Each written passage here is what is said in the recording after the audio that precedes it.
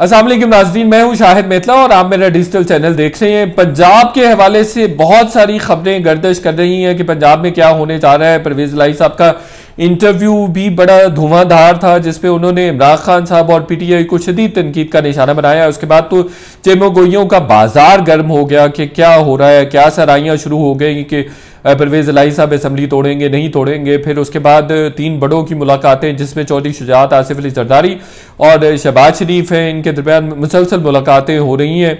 और जो मेरी बातचीत हुई है बहुत सारे पीडीएम के लोगों के साथ, पीपल्स पार्टी के लोगों के साथ, नून लीग के लोगों के साथ, बहुत पुरएतमाद नजर आते हैं कि असम्बलियाँ तहलील नहीं होंगी। उसकी तफसीलात आपके सामने रखेंगे कि परवेज़ इलाही साहब ने ये इंटरव्यू दिया क्यों। परवेज़ इलाही, मोटी सी बात कर लेते हैं कि परवेज़ इलाही ने जो इंटरव्यू दिया उसमें उन्होंने बाजवा साहब के हवाले से बात की कि बाजवा साहब पर जो इमरान खान साहब ने तनकीद की वो गैर ज़रूरी तनकीद थी और वो नहीं करनी चाहिए थी, उसका मैंने बहुत बुरा बनाया। लेकिन ये जो इंटरव्यू परवेज़ इलाही साहब ने दिया ये भी गैर ज़रूरी था, बिला जवाज़ था, चूँकि उससे पहले जब असम्बलियों की तहलील का इमरान खान साहब ने ऐलान कर दिया तो उससे पहले 2:30 बजे परवेज़ इलाही, मोनिस इलाही और हुसैन इलाही की इमरान खान साहब से मुलाकात हुई। उस मुलाकात में इन्होंने नहीं कहा कि बाजवा साहब पर तनकीद नहीं करनी है। तो अब ये जो इंटरव्यू दिया है इसका बुनियादी मकसद ये था कि एक तो उन्होंने अपनी डिसओबीडियंस एक तरह से शो करनी थी और उन्होंने बताना था परवेज़ इलाही साहब ने कि मैं खुश नहीं हूँ जो असम्बलियाँ तहलील होने जा रही हैं और मैं इस फैसले से मुत्तफिक नहीं हूँ। दूसरा, इमरान खान साहब पर दबाव बढ़ाना था इत्तेहाद के लिए, चूँकि इत्तेहाद के लिए पीटीआई काबू नहीं आ रही। पीटीआई को पता है कि वो पॉपुलर है और अगर वो कोई भी इत्तेहाद करेंगे तो उनके वोट बैंक की वजह से, उनके वोट बैलेंस की वजह से लोगों को सीटें निकालने में आसानी होगी या लोग या कोई दूसरी पार्टी जीतेगी। तो इसलिए उनको इत्तेहाद का ऐसा फायदा नहीं है और वो क्यों ब्लैकमेल होना चाहेंगे किसी को सीटें, अपनी सीटें देकर। तीसरा, ये इमरान खान साहब के लिए भी मैसेज था कि आप तो एक तो इत्तेहाद के लिए, दूसरा ये उनके लिए भी आसिफ अली जरदारी और नवाज शरीफ वगैरह के लिए भी मैसेज था कि परवेज़ इलाही साहब ने मैसेज दिया कि मैं मुज़ाकरात के लिए और बातचीत के लिए अवेलेबल हूँ, आप मुझ पर ट्रस्ट कर सकते हैं, इसीलिए इस वेव एंड लेंथ पे गए हैं। इससे अब आपने देखा कि उसके बाद मुलाकातों का सिलसिला भी मज़ीद बढ़ गया हुआ है। तो ये 3-4 मकासद थे और फिर एक तरह से मैं आपको ये बताऊं कि ये ब्रेकअप पॉइंट भी है। इसके बाद चीज़ें दोनों जमातों के दरमियान ख़राब होंगी, ठीक नहीं होंगी। अब यूँ समझ लीजिए कि ये चीज़ें ख़राब होने का सफ़र जो है वो शुरू हो गया। अगर इमरान खान साहब परवेज़ इलाही साहब को असम्बलियाँ तोड़ने के लिए कहेंगे तो इस इंटरव्यू के बाद, जो कि वो बज़ाहिर कह रहे हैं कि जनरल बाजवा पर तनकीद की वजह से वो ये इंटरव्यू दे रहे हैं या उनको बहुत बुरा लगा है या उन्होंने इमरान खान साहब को, उनकी पार्टी को औकात याद दिला दी है, ऐसा बिल्कुल नहीं है। बल्कि उन्होंने एक जवाज़, एक बहाना तराशना था जो उन्होंने तराश लिया हुआ है। इस इंटरव्यू के बाद चीज़ें दोनों जमातों के दरमियान ख़राब होती चली जाएंगी। मोनिस इलाही तो कह रहे हैं और उनकी मुलाकात भी हुई है इमरान खान साहब के साथ और वो कह रहे हैं कि हमारे दरमियान जो मामला है ऐसे ही है, इत्तेहाद बरकरार रहेगा और असम्बली भी इमरान खान साहब को दे दी है। लेकिन ऐसा मुस्तकबिल करीब में ही पता चल जाएगा कि ऐसा होता नज़र नहीं आ रहा। दूसरी मेरी बात हुई है पीडीएम के, पीपल्स पार्टी के सीनियर रहनुमाओं के साथ, वो बड़े पुरएतमाद हैं। वो कह रहे हैं कि कभी भी परवेज़ इलाही साहब असम्बलियाँ तहलील नहीं करेंगे। वो दावा ये कर रहे हैं कि आज की रात आप सब्र कर दीजिए, कल आपको तमाम की तमाम चीज़ें क्लियर हो जाएंगी। दूसरी तरफ परवेज़ इलाही साहब ने जनरल फैज़ को भी तनकीद का निशाना बनाया। वो जनरल फैज़ को तनकीद का निशाना नहीं बना रहे थे, बल्कि इनफैक्ट जब उन्होंने ये बात की कि जनरल फैज़ ने चेयरमैन नायब जावेद इकबाल को बुलाकर कहा कि मोनिस और परवेज़ इलाही दोनों को अंदर कर दें, तो मैंने फिर बाजवा साहब को कहा, बाजवा साहब ने जनरल फैज़ की ठुकाई की और फिर जनरल फैज़ ने कहा जी मुझे तो इमरान खान साहब ने कहा है। तो वो अभी भी उनके दिल में और जहन में वो तमाम की तमाम बातें हैं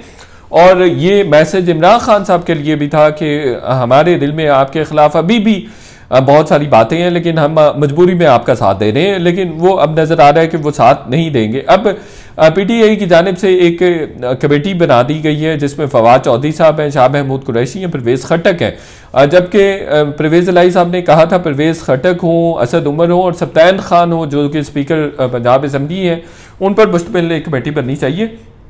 लेकिन उन पर मुश्तमिल कमेटी नहीं बनाई गई, यानी परवेज़ इलाही साहब को उनकी मर्जी की कमेटी नहीं दी गई और परवेज़ इलाही साहब फवाद चौधरी और शाह महमूद कुरैशी के साथ बैठने के लिए तैयार नहीं है। और ये इत्तेहाद दोनों जमातों का क्यों नहीं हो सकता, ये भी मैं एक दूसरे वीलॉग में बताऊंगा कि क्यों नहीं हो सकता। मेरे पास बहुत एक्सक्लूसिव डिटेल्स 2018 की भी मौजूद है और उसके बाद भी जो सब्सिक्वेंट इंसिडेंट्स हुए उनकी भी तफसीलात मौजूद है। बहरहाल चौधरी शुजात ने भी कहा है कि 4-5 महीने चौधरी परवेज़ इलाही निकाल सकते हैं अगर वो फैसला कर लें।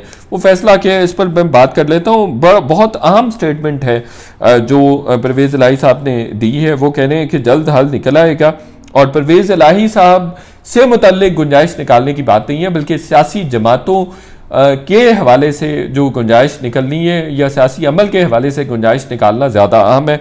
वो कह रहे हैं वो एक तरह से इंदिया दे रहे हैं कि परवेज़ इलाही साहब को PDM का कैंडिडेट बनाया जा सकता है। लेकिन मेरी जो बात हुई है, इंफॉर्मेशन मैं ख़बर भी दे चुका हूँ कि परवेज़ इलाही साहब PDM के CM के कैंडिडेट कम अज़ कम नहीं होंगे। कोई और अरेंजमेंट हो जाए तो हो जाए, इस पर मैं आपको बता देता हूँ और क्या अरेंजमेंट हो सकता है। और अरेंजमेंट एक तो अबूरी सेटअप के हवाले से है जी, अगर असम्बलियाँ किसी सूरत तहलील हो जाती हैं तो अबूरी सेटअप को प्रलॉन्ग कर दिया जाएगा। दूसरी सूरत यह है कि इलेक्शंस में चला जाया जाए, जिसके इम्कानात बहुत कम है।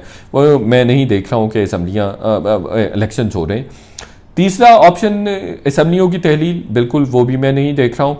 और इसके अलावा क्या ऑप्शन है जी, परवेज़ इलाही साहब जो कि मैं कह रहा हूँ कि असम्बलियों की तहलील नहीं करेंगे, बड़े कम इम्कानात है। तो वो अगर नहीं करते तो कौन सी ऐसी बात है, कौन सा ऐसा पॉइंट है जिस पे बात हो रही है? वो ये पॉइंट है जी कि परवेज़ इलाही असम्बली तहलील ना करें और इस सूरत में PTI के रेजिग्नेशन आ जाएंगे, इस्तीफ़े आ जाएंगे। जब PTI के इस्तीफ़े आएंगे तो उन इन नशिस्तों पर ज़िमनी इंतखाब करवा दिया जाएगा और इस दौरान परवेज़ इलाही साहब CM के कैंडिडेट बतौर CM काम भी करते रहेंगे। तो ये अभी गेम प्लान डिस्कस हो रहा है। ये जो 3 बड़ों की मुलाकातें हुई हैं, चौधरी शुजात की, आसिफ अली जरदारी की और शहबाज शरीफ आपस में मुलाकातें कर रहे हैं, उसमें भी ये ऑप्शन ज़ेरे गौर आया है कि इस तरह से भी हो सकता है। अगर परवेज़ इलाही साहब मान भी जाएँ और अगर वो मानते हैं तो वहाँ उन तमाम नशिस्तों पर जिन पर इस्तीफ़े आएंगे PTI के MPs के, और जब इस्तीफ़ों की फेज़ आएगा, इस्तीफ़ों का टाइम आएगा, तो ये भी चांसेस हैं कि वहाँ पे बड़े कम PTI के अरकान होंगे जो इस्तीफ़े देंगे। तो पार्टी में अदरवाइज़ भी डिवाइड आ जाएगी और अदरवाइज़ भी तकसीम आ जाएगी और पार्टी में एक तरह से तोड़ फोड़ का अमल शुरू हो जाएगा। तो ये भी PDM के रहनुमाओं के जहन में है कि ये इस तरह से भी हो सकता है। दूसरा एक और भी अरेंजमेंट हो सकता है कि अगर परवेज़ इलाही साहब CM के कैंडिडेट नहीं है तो वो स्पीकरशिप पे दोबारा आ सकते हैं, दोबारा आ जाएं, जो कि मुश्किल लग रहा है कि परवेज़ इलाही कभी भी नहीं मानेंगे कि उनको स्पीकर बना दिया जाए। वो CM ही रहना पसंद करेंगे, लेकिन अनफॉर्चुनेटली उनके पास ऑप्शन मौजूद नहीं है। या तो वो PTI के साथ जाएं, जो कि अब इसके इम्कानात कम नज़र आ रहे हैं। दो सारे हालात ऐसे सर्कमस्टेंशियल एविडेंसेस यही बता रहे हैं कि उनको PTI के साथ जाना पड़ेगा। एक तो पॉपुलर जमात है, दूसरा मोने साहब का भी रुझान उधर है, तीसरा उनको PDM लेने के लिए तैयार नहीं है या CM का कैंडिडेट बनाने के लिए तैयार नहीं है। बहरहाल इस एक इशू पर बात ज़रूर चल रही है कि अगर अगर परवेज़ इलाही साहब असम्बलियाँ नहीं तोड़ते हैं तो जो इस्तीफ़े आएंगे उन पर इंतखाबात करवा दिए जाएंगे। दूसरी तरफ इमरान खान साहब ने इंटरेक्शन की है इंटरनेशनल मीडिया के नुमाइंदगान से। उन्होंने कहा है कि परवेज़ इलाही साहब दबाव ले लेते हैं और वो दबाव में नज़र आते हैं और वो उनको दबाव नहीं लेना चाहिए। उनकी जनरल बाजवा के